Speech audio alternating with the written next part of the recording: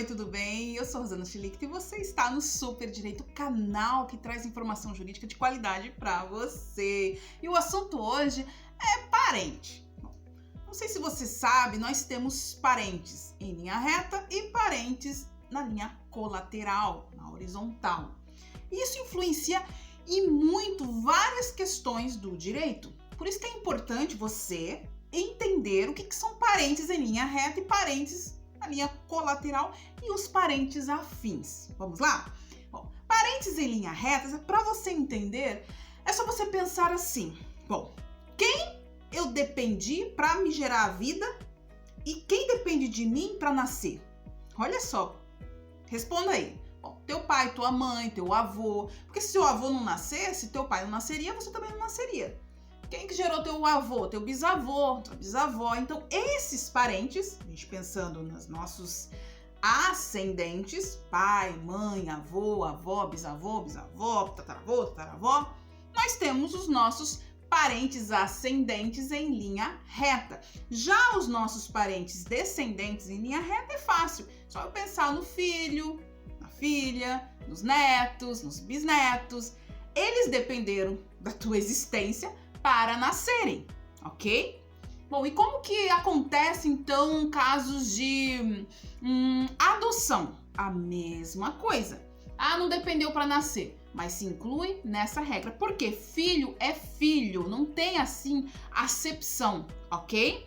Então, é um filho adotivo? É filho tanto quanto o outro que foi gerado biologicamente. Tudo bem, pessoal? Quando eu penso então em linha ascendente ou descendente reta, também nós temos os afins. Como assim? Bom, vamos pegar um exemplo da madrasta ou do padrasto. Eles são parentes também em linha reta, mas afins, porque eles estão ali meio que numa função de pai e mãe, ok? Apesar de não ter gerado, eles têm essa função. Então, essa relação é também em linha reta, porém afim. Tudo bem? Quanto aos parentes colaterais, aí inclui os parentes que não depende de você para nascer e nem você dependeu deles para nascer. Entendeu? Vamos lá. Por exemplo, você dependeu do seu tio para nascer? Não. Do seu irmão para nascer? Não. Então, eles são parentes na linha colateral. Também nós temos na linha colateral os afins. Por exemplo, os cunhados.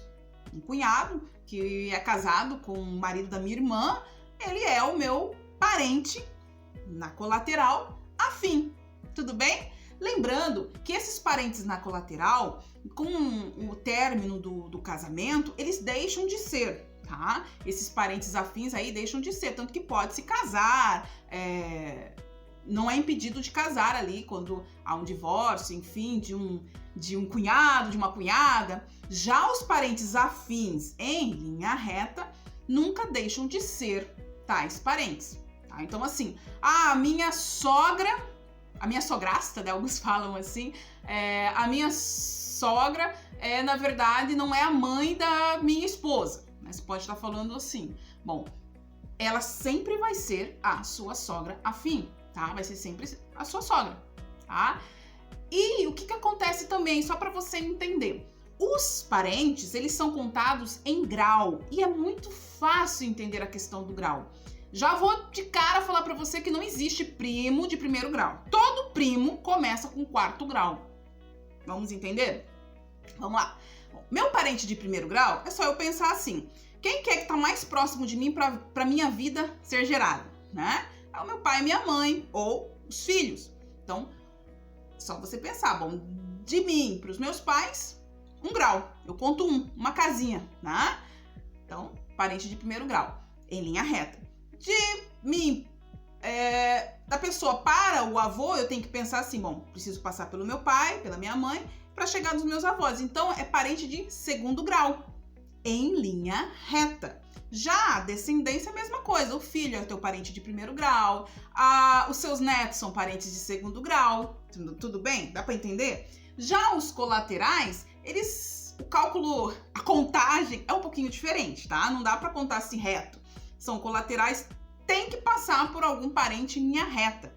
Por isso que primo acaba sendo parente de quarto grau. Vamos entender, então? Para eu chegar até o meu primo, ou a minha prima, que seria o filho do irmão da minha mãe ou do meu pai, é mais ou menos assim. Mais ou menos não, é assim, tá? Vamos lá. Para eu chegar ao meu pai, é um parente de primeiro grau. Do meu pai para o meu tio, olha só, eu não consigo ir direto. Meu pai, para existir o meu tio, precisou ter o pai dele. Ok? Tô falando aí pai que fica mais fácil, tá? Então, pra chegar ao meu tio, meu pai tinha que passar pelo pai dele. Então, meu pai primeiro grau, meu avô segundo grau, pra chegar ao meu tio terceiro grau. Então, fica como se fosse uma pirâmide. Aí, o meu tio gera o primo. Então, o primo é parente de quarto grau, tá? Então, faz uma escalonada assim. Não dá pra eu passar direto. A mesma coisa do meu irmão. Eu não consigo ser parente de primeiro grau do meu irmão. É só se tiver alguma questão de incesto, tá, gente? Não é o caso. É possível. Mas, enfim, não é o caso. Vamos aí pensar assim. Para chegar ao meu irmão ou a minha irmã, eu tenho que passar pelos meus pais. Então, os meus pais são parentes de primeiro grau. E os meus irmãos, aí, são gerados pelos meus pais, são primeiro grau com meus pais. Então, 1, 2, segundo grau, tá? Então, isso daí, espero que você tenha entendido. Agora, você consegue contar, por exemplo, os seus tios. Seus tios são parentes de terceiro grau. Ah, mas é um tio que é filho de um outro tio. Aí já é um parente, pode ser bem distante, tá? Porque só olha, se primo já é parente de quarto grau, esse que você fala que é primo de primeiro grau, imagina os tios do tio, enfim. Aí já dá um outro vídeo, né? Tá bom? Mas aí na justiça, nós falamos aí parentes até terceiro grau, em alguns casos quarto grau, depende aí da situação, e lembrando também que tem os parentes afins. Então, por exemplo, a esposa do meu primo é a minha parente, é minha prima, vamos dizer, né? É afim de quarto grau. Tudo bem? Espero que tenham entendido. Essa é a função desse canal, trazer conhecimento jurídico de qualidade para você de uma forma muito simples. Por isso eu peço que você curta, comenta, compartilha e principalmente se inscreva no canal, tudo bem? Beijo a todos vocês e até os próximos vídeos. Tchau, tchau!